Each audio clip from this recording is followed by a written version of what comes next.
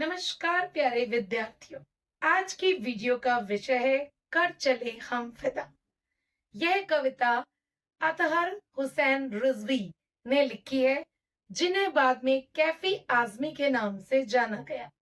यह गीत कविता हकीकत फिल्म का एक गाना है जो सैनिकों के त्याग, प्रेम, सौहार्द और बलिदान को दर्शाता है। देखो बच्चों, जीना कौन नहीं चाहता, सब चाहते हैं, लेकिन अपनी धरती माँ पर मरने का जज्बा किसी किसी में होता है। तो उन सैनिकों को हम तहे दिल से सलाम करते हैं जो अपनी धरती माँ के लिए फिदा हो जाते हैं। इस कविता में उन्हीं फौजियों, उन्हीं सैनिकों ने बलिदान होते हुए आने वाली पीढ़ी या अन्य सैनिकों के लिए महत्वपूर्ण संदेश दिए। तो कैफी आजमी की ये देशभक्ति से भरी हुई कविता बलिदानी को तो दर्शाती ही है, साथ ही साथ हमें देशभक्ति का, बलिदान होने का, न्यौछावर होने का संदेश देती है। कर चले हम फिदा, जानो तन साथियों, अब तुम्हारे हवाले वतन साथियों। यहाँ पर फौजी सैनिक कहते हैं कि हम अब अपनी बलिदानी देकर अपना शरीर, अपना तन न्यौछावर करके जा रहे हैं। अब तुम्हारे हवाले वतन साथियों, ये देश अब हम तुम्हारे हवाले करके जा रहे हैं। आने वाली पीढ़ी और हमारी सेना के बचे हुए सैनिक, इस देश की सुरक्षा करना। ये आजादी बड़ी मुश्किल से प्राप्त की गई है। सांस थमती गई, नब्ज जमती गई, फिर भी बढ़ते कदमों को न रुकने दिया। यहाँ पर सैनिक कहते हैं कि जब हमारे शरीर आहत हुआ, चाहे वो गोली से, बारूद से या किसी भी चीज से, तो हमारी सांसें थमती गई और नब्ज जमती गई। हम ये जान चुके थे कि मृत्यु अब नजदीक है, फिर भी हमने बढ़ते हुए कदमों को रुकने नहीं दिया। आखिरी सांस तक अपने देश की आजादी के लिए सीमा पर डटे रहे, लड़ते रहे। हमारा जज्बा कम नहीं हुआ। सर कट गए हमारे तो कुछ गम नहीं, सर हिमालय का हमने न झुकने दिया। ध्यान देना बच्चों, अगर फौजी व्यक्ति क्या कहता है कि अगर हमारा सर भी कलम हो जाए, धड़ से अलग हो जाए, तो इस बात का जरा सा भी दुख नहीं होगा। लेकिन हमारी धरती का सरताज हिमालय हमें गौरव है, हमें गर्व है कि उसका सर हमने झुकने नहीं दिया।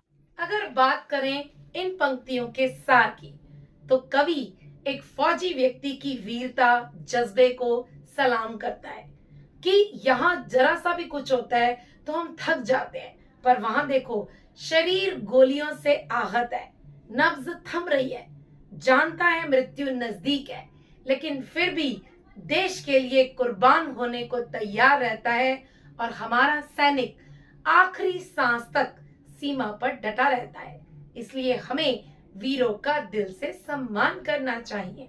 मरते मरते रहा बाकपन साथियों, अब तुम्हारे हवाले वतन साथियों।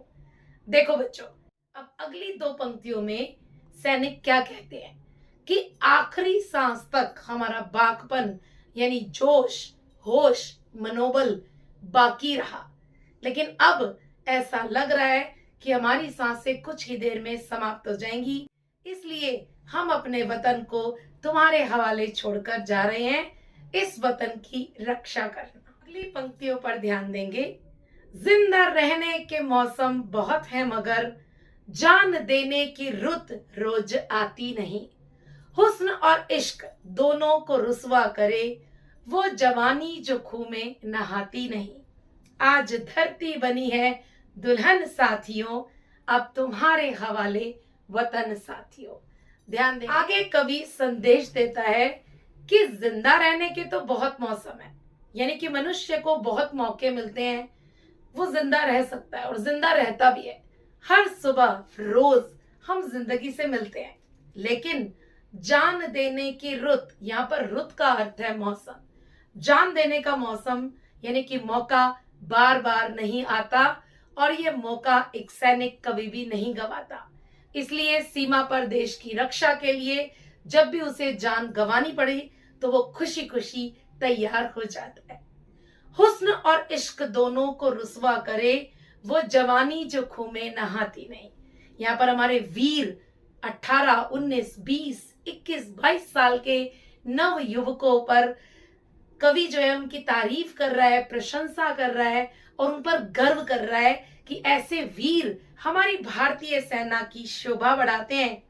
जो समय लोग हुस्न और इश्क को नाराज नहीं करते, ये वीर उन दोनों को नाराज करके सीमा में भर्ती हो जाते हैं और अपने देश के लिए डटे रहते हैं। अपने देश की सीमा पर रहना इन्हें गर्व लगता है। अब आगे पंक्तियों में देखना बच्चों, ध्यान देना, कवि धरती को दुल्हन क्यों कह रहा है। आज धरती बनी है दुल्हन साथियों। जिस प्रकार दुल्हन लाल रंग के कपड़े पहनती है, लाल रंग के सिंदूर से उसकी मांग भरी होती है जो उसकी शोभा बढ़ाता है, ऐसे ही वीर की वीरता से ये धरती सुशोभित होती है।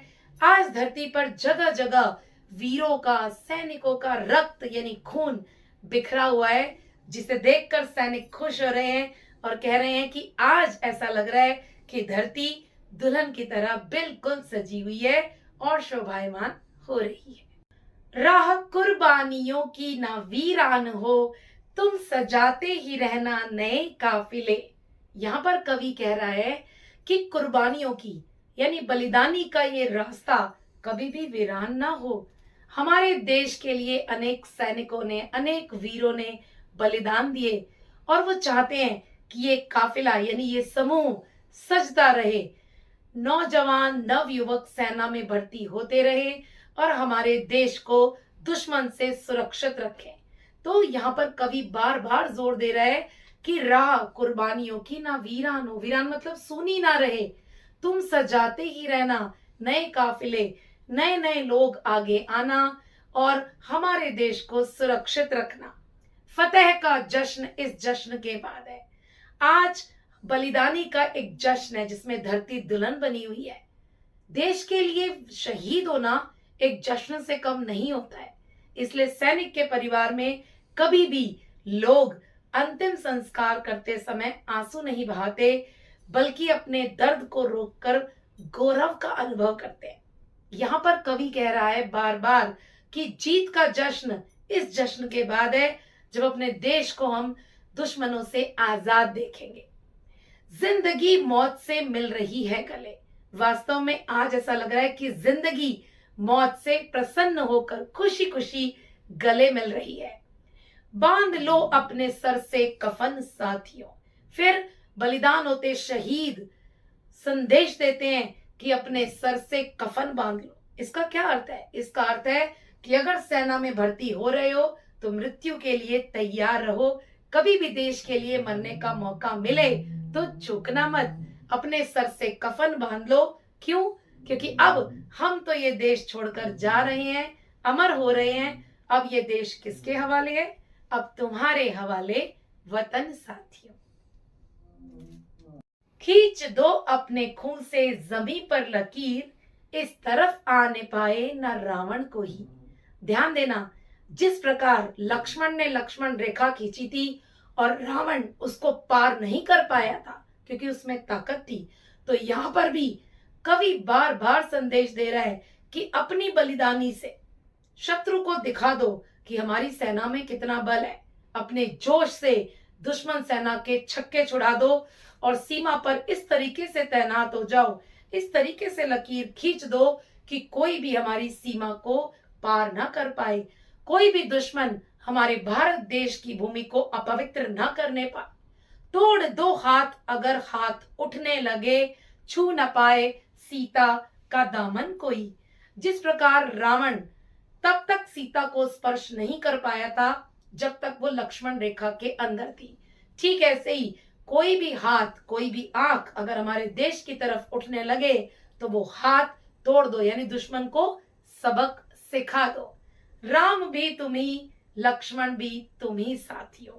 ध्यान देना बच्चों, यहाँ पर कवि क्या कह रहे हैं कि राम बनकर तुम्हें मर्यादा का पालन करना है, धैर्य रखना है, संतोष रखना है और बुद्धि से काम लेना है। और लक्ष्मण भी तुम ही साथियों।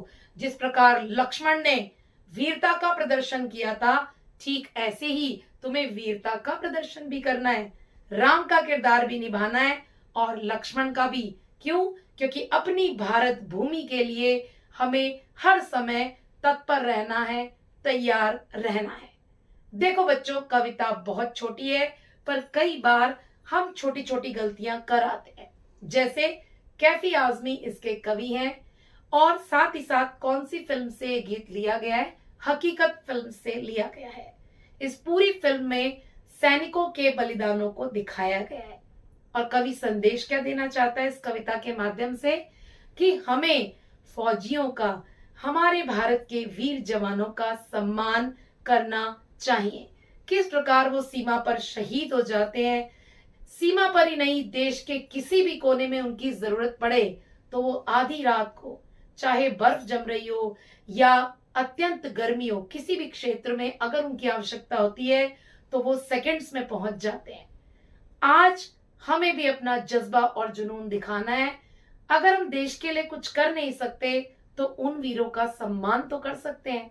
आपसे सिर्फ यही कहना चाहूंगी कि कहीं भी आपको भारतीय फौजी नजर आए तो रुक कर सलाम जरूर करें और उनका धन्यवाद जरूर करें, क्योंकि आज हम सब अपने घरों में सुरक्षित हैं, क्योंकि हमारे देश की सीमा को उन सब ने सुरक्षित रखा हुआ है। कविता बहुत छोटी थी, आशा करती हूँ कि मैंने कम शब्दों में सार गर्भित बातों से आपको समझाने का पूरा प्रयास कर दिया होगा और मेरा ये प्रयास सफल रहा होगा। धन्यवाद।